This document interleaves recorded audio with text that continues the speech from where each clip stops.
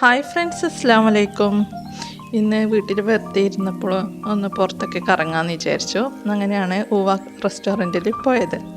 അവിടെ പോയി എന്ത് ഓർഡർ ചെയ്യുമെന്ന് നോക്കി പരിധി ലോഡർ ഫ്രൈസിനും ന്യൂട്രല ഷേക്കിനും സിംഗർ ബർഗറിനും ഓർഡർ ചെയ്തു. അങ്ങനെ ഓർഡർ ചെയ്തപ്പോൾ ഫസ്റ്റ് വന്നത് ലോഡർ ഫ്രൈസ് തന്നെയായിരുന്നു. അങ്ങനെ ബാക്കി ഷേക്ക് ബർഗറും വന്നതിന് ശേഷം കഴിക്കാമെന്ന് വിചാരിച്ചു. പക്ഷെ ക്ഷമിക്കാൻ കഴിയുന്നില്ല. ഇത് ഭക്ഷണം മുമ്പിൽ നിന്ന് നോക്കിച്ചിരിക്കുമ്പോൾ നമുക്ക് കഴിക്കാണ്ടിരിക്കാൻ കഴിയില്ലല്ലോ.